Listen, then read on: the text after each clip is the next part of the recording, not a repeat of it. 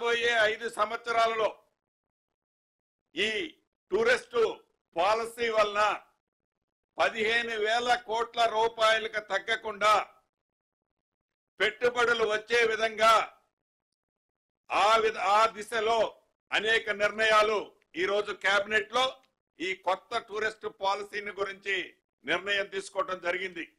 అంతేకాదు మే నెలలో జరిగే మిస్ వరల్డ్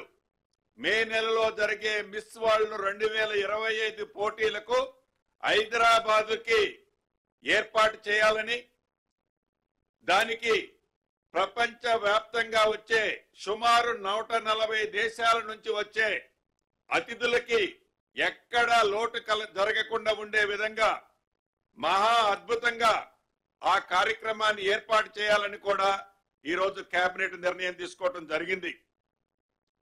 నా శాఖకు సంబంధించి మన ఇందిరమ్మ ప్రభుత్వం వచ్చిన తర్వాత ఏవైతే రెవెన్యూ గ్రామాలకి 10,954 రెవెన్యూ గ్రామాలు ఏవైతే ఉన్నాయో ఈ రెవెన్యూ గ్రామాలకి నాదులు అనేవాళ్ళు ఎవరూ లేని కారణంగా గడిచిన 10 సంవత్సరాలలో ప్రజలు ఎంత ఇబ్బంది పడ్డారో మనకు తెలియంది కాదు. అనేక పర్యాయాలు గౌరవ ముఖ్యమంత్రి గారు, సహచర మంత్రులు, నేను చెప్పాం.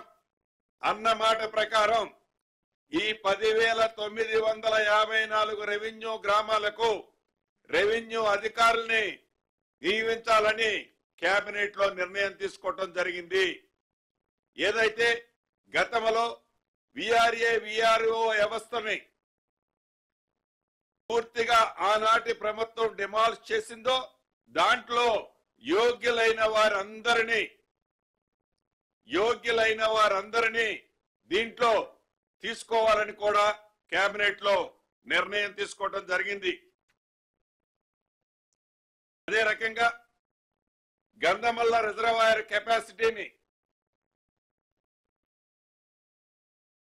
అక్కడ R&R కి అంటే అనేక గ్రామాలు మునుగుతున్న కారణంగా దాన్ని 4.28 టీఎంసీల నుంచి 1.41 టీఎంసీకి రెడ్యూస్ చేయాలని దాన్ని కేబినెట్ ఆమోదించడం జరిగింది.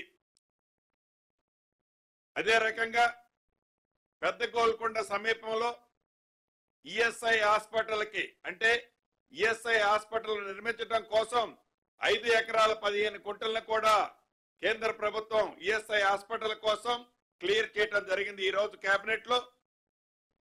అదే రకంగా 2024 పారా